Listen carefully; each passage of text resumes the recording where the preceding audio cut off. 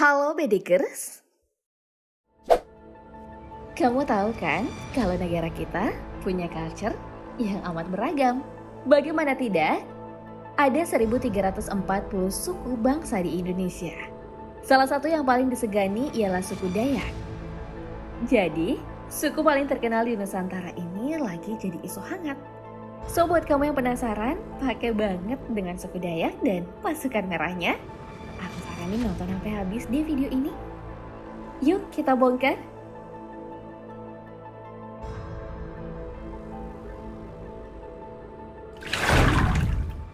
Buat ngawalin info hari ini, aku bakal ngulas sedikit nih, seluk-beluk suku Dayak.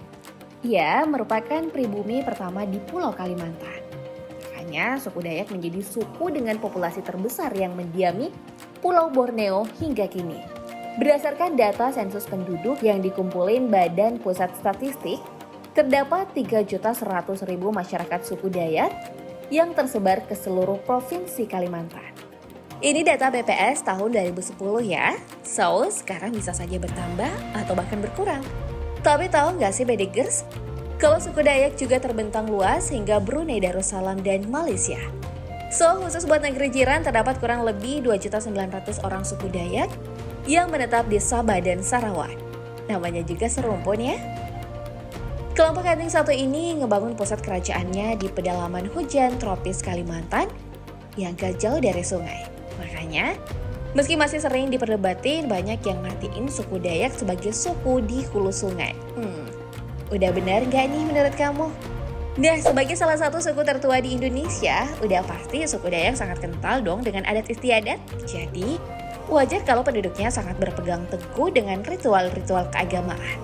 Emang sih Bedikers, masyarakatnya kini ada yang menganut kepercayaan Kristen, Islam, Hindu, dan lainnya. Namun suku Dayak masih terkenal dengan ilmu mistis yang ngebuatnya sangat disegani.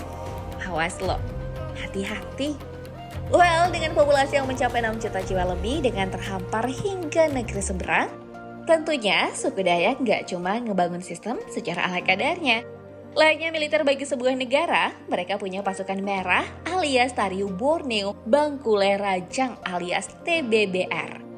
Pemimpin pasukan merah suku Dayak dikenal sebagai Panglima Jila. Nama aslinya adalah Agustinus Jila yang lahir di desa Sambora, Kabupaten Mempawah, Provinsi Kalimantan Barat. Beliau memiliki darah biru dari kakeknya yang merupakan salah satu panglima terpandang di zaman kerajaan dulu. Makanya, Panglima Jila atau Pangalangot Jila amat sangat disegani di seantero Pulau Kalimantan. Bahkan senusantara kali ya. Nama besar Panglima Jila nggak serta-merta berasal dari garis keturunannya. Beliau sangat disegani sekaligus dikagumi karena keberaniannya dalam memperjuangkan hak masyarakatnya yang terancam dirampas. Bahkan ya Bedikers, Panglima Jila dijadiin simbol perjuangan masyarakat adat di bumi Borneo dalam mencari keadilan di tanah leluhurnya. Selain itu, jangan pernah mandang enteng pria kelahiran 19 Agustus 1980 ini ya Bedikers. Walau posturnya nggak segede para leluhurnya, namun Panglima Jila sangat menguasai seni bela diri yang dikenal dengan istilah kuntau dan ilmu kebal. Kemampuan ini disempurnakan dengan perawakan tubuhnya yang dipenuhi tato khas suku Dayak. Gimana? Pasti mau macam-macam? Tapi dibalik sosoknya yang sangat diagungkan oleh masyarakat suku Dayak, gak banyak yang tahu kalau masa kecil Panglima Jila amat miris.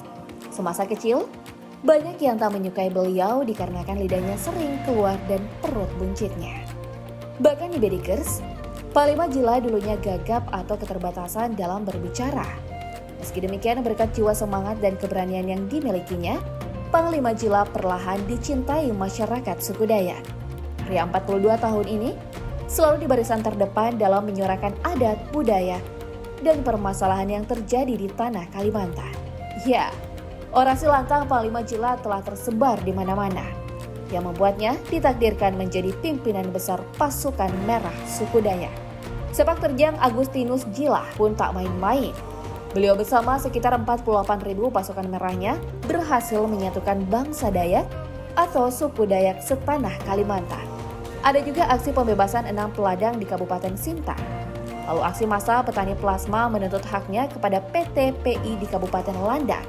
Siapa sangka, semua kasus yang dimenangkannya ini hanya bermodal tekad dan kemauan tinggi membuatnya berbeda ketimbang panglima sebelumnya. So, wajar kan kalau Panglima Jila amat disegani di Pulau Borneo? Walau sosoknya sangat diagungkan hingga pelosok tanah Kalimantan, sosok Panglima Jila punya sifat yang membuatnya makin dicintai dan diidolakan.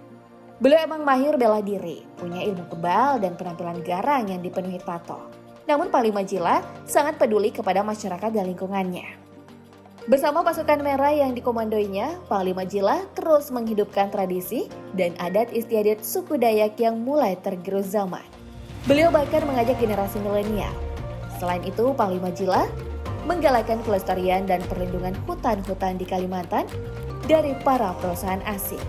Sosok pemimpin idaman banget ya, Bedigers? So, tertarik gak gabung pasukan merah dan dipimpin oleh Panglima Jila? Hits, gak semudah itu ya. Selain anggotanya wajib punya darah keturunan suku Dayak, proses pengkaderannya juga gak enteng loh, Bedigers. Alasannya karena pasukan elit suku Dayak ini punya kekuatan magis seperti kebal senjata tajam dan bisa berkomunikasi dengan leluhur. Saking kentalnya ritual magis suku Dayak dan pasukan merahnya, setiap calon anggota muda yang lolos seleksi awal masih perlu ngelewatin satu tahap lagi. Tahapan ini dilakukan di tengah hutan belantara Kalimantan yang dikeramatkan dan sangat angker. Para calon anggota pun bakal dimandikan oleh Mangku dan Ulu Balang yang merupakan pengurus di bidang spiritual pasukan merah. Tujuannya agar setiap anggota nggak takabur. Ada satu fakta yang hebat nih, Bedigers. Walau masih kental dengan ritual mistisnya, pasukan merah ternyata amat setia kepada Pancasila dan NKRI, serta anti radikalisme. Strukturnya pun mencakup hingga setiap kecamatan yang diwajibkan seluruh anggotanya nggak nyalah gunain kemampuan magisnya. Saking berpegang teguhnya dengan pantangan ini, pasukan merah yang dikenal garang malah nyatanya sangat cinta damai. Yup, seluruh anggota Panglima Jila punya sifat rendah hati, gak mudah emosi, dan selalu berpihak pada kebenaran. Jika dilanggar, maka siap-siap aja ya kekuatan magis bakal hilang. Bahkan ya, Bedigers, pasukan merah suku Dayak ngutamain musyawarah buat mencapai mufakat di setiap problem yang terjadi di internalnya. So, buat kamu yang masih ngeraguin kehebatan Panglima Jila, nih aku kasih lihat buktinya. Pertama, ada kemampuan bela diri Panglima Jila. Lalu, kesaktian sang Panglima yang kebal benda tajam.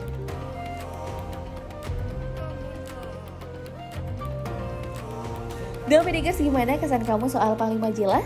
Kalau kamu ngerasa ngeri, coba deh lihat tayangan penutup ini yang nunjukin sisi lain sang Panglima yang rupanya sayang istri.